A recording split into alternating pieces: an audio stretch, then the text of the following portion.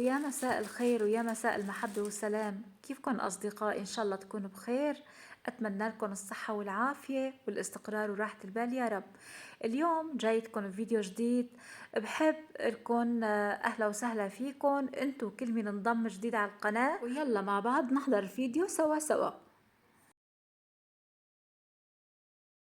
فتحت المدارس وشي بحير شو بدنا نعمل لأولادنا، بما أنه ابني طالب ثانوية ودوامه 8 ساعات، يعني بيلحقوا تقريبا وجبتين باليوم. والمشكلة يلي بتواجه الأمهات بالتعامل مع أولادها خاصة طلاب الثانوية فشي بحير. شو بدها تحط لهم أكل أو شو بدهم ياكلوا بالمدرسة، فهذا الأمر اختياره صعب شوي. فبهالحالة بفضل انه استشير ابني انه ماما انت شو بتريد تاخد اكل معك على المدرسة، شو المناسب والمو مناسب، شو يلي بتحبه او اللي ما بتحبه. فبنتحاور وبيتم الاختيار، وانا كمان بزيد من عندي شوية حركات. فيكن تاخدوا البيليتش من الايوزبير 1 كيلو. كميته كتير حلوة. بتكفي تقريبا بالنسبة لابني 3 أيام. فيكن تعملوه بالشكل والطريقة يلي بتحبوها، بتحبوا بخبز الهمبرجر أو بدون خبز كمان مشبعة ولذيذة. بالنسبة للإضافات حطيت كاتشب ومايونيز، ما حطيت لأنه ابني ما بحبه استثنيته. وحطيت كمان بطاطا مقلية متبلة ببهارات البطاطا المقلية، وحطيت قطعة جبنة أشقوان، ولكن لازم نحطها هي وقطعة البيليتش سخنة مشان تسيح شوي. ومشان الشكل بنحط نص قطعة ورقة خس أو ورقة كاملة حسب حجمها مشان الشكل. يا سلام، شوفوا لي هالشكل ما أحلى صار.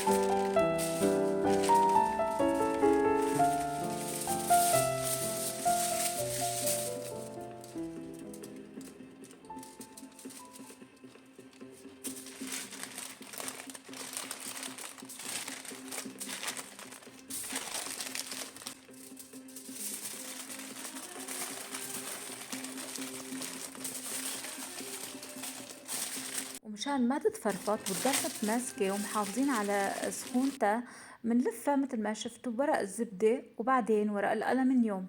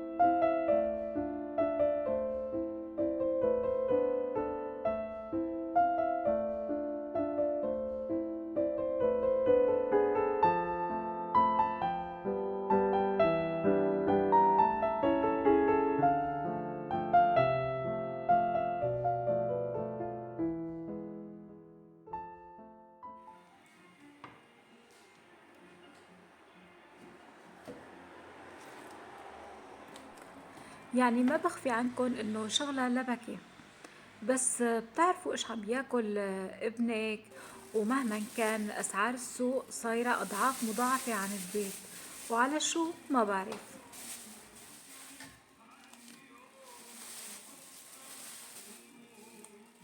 الماميات يلي عم تحضر هالفيديو، خبروني كيف ولادكن كيف لقوا اول يوم بالمدرسة، خصوصا يلي ولادن بالروضة او بالمرحلة الابتدائية كصف اول فاتوا على المدرسة جديد. عم بيلاقوا شي صعوبة بالتعليم، باللغة، بالتعامل، بنصحكم تنتبهوا كتير على نفسيتهم، ولو حتى اضطر الأمر إنه أنتوا تروحوا معهم وتشوفوا تسألوا عن وضعهم بالصف. كتير مهم تحاوروا ولادكم بعد ما يرجعوا من المدرسة. طبعا اختاروا الوقت المناسب، مو رأسا. يعني الطفل أو اليافع رح يجي، رح يرتاح، رح ياكل، رح ينام. اختاروا وقت مناسب يكون هو يعني بده يحكي، بده يسأل. فهي العلامة يلي بتتيح لنا الفرصة انه نسألهم ونحاورهم ونناقشهم، ولكن بأسلوب. انتبهي كتير منيح للأسلوب. وقت اللي بده يجي يحكي معك ابنك أو بنتك، شو ما كان بإيدك اتركي، قعدي، قليو تعا نقعد مع بعض ونحكي.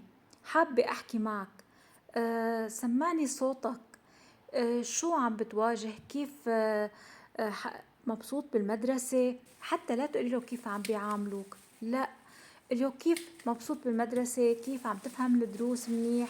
شوي شوي بتلاقيه عم يحكي.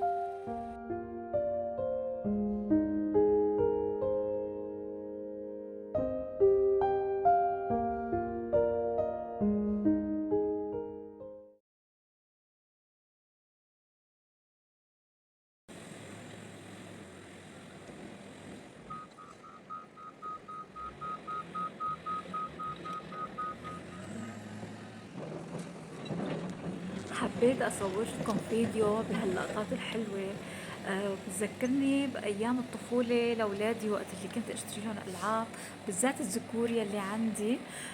ما كنت أعرف أسماء هالآلات وشو مهمتهم.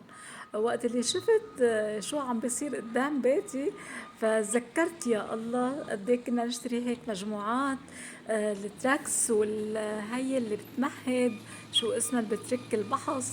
يعني عن جد، عن جد، سبحان الله، سبحان الله اللي خلق الإنسان وأبدع في خلقه لحتى يصنع هالآلات، وكيف يخدم فيها البشرية.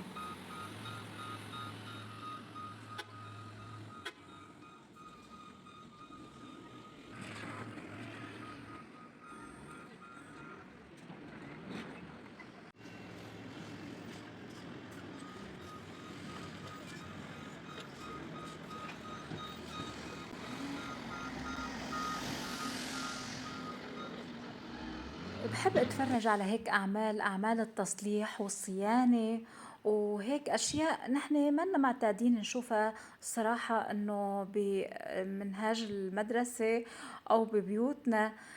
شغل شاق عن جد، وفيه حرفية بنفس الوقت. فالله يحميهم، عن جد عملهم فيه خطورة. عم راقب وبصور وعم بدعي لهم يا رب يحميهم. شغلهم فيه تعب وفيه خطر كمان.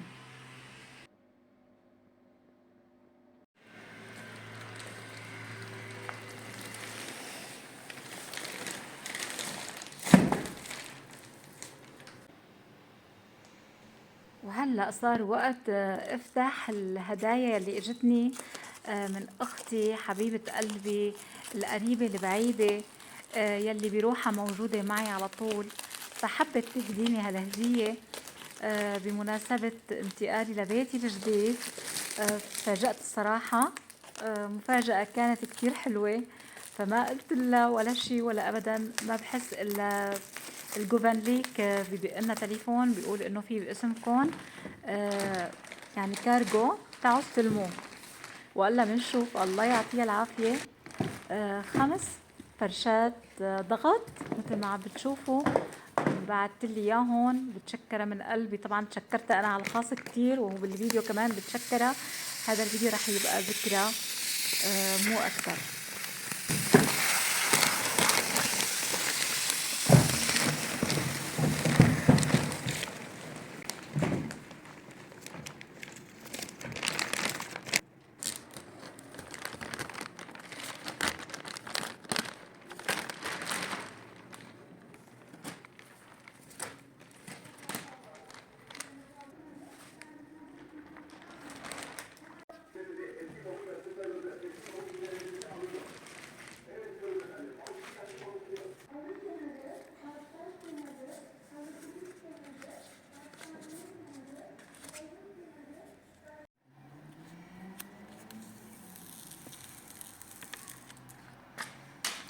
هي عملت لي اياها مفاجأة، كونها كنت حاكيت لها انه انا بدي اطلع ما رح اخذ معي ولا شيء، بدي اقعد على الارض لحتى اجيب اغراضي شوي شوي. المهم فوت على بيتي اغراض جديدة يعني تكون من وكالته، انا استعملها بتتكسر شو بده يصير لها يصير لها، المهم ما اشتري شيء مستعمل.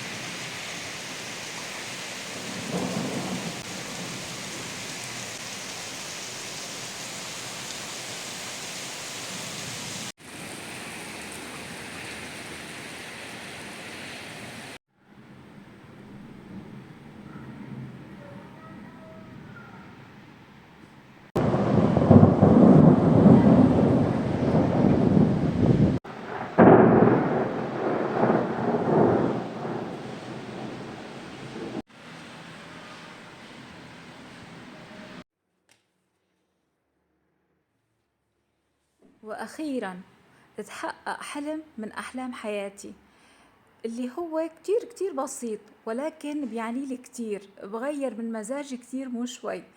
أنا من عشاق المطر. هو الحلم كان إنه أكون أنا بالبلكون أو مثلا من شباكي شوف الأجواء اللي بتصير بالسماء، من مطر من رعد من تلج.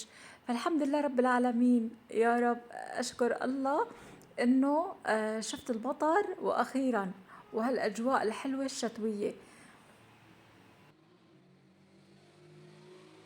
وبيوم العطلة حبيت أفاجئ أولادي بأكلة بحبوها، هي جبنة المسقسة، كتير بحبوها، أكتر أكلة مغرمين فيها.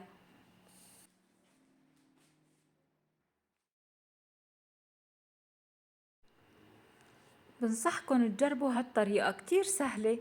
برغيف الخبز العادي تجيبوا ديل بينر وجبنة أشقوان ورشة فليفلة ورشة نعناع وزيت زيتون، لا تكتروا كتير لأنه جبنة الأشقوان لحالها دسمة، وبس.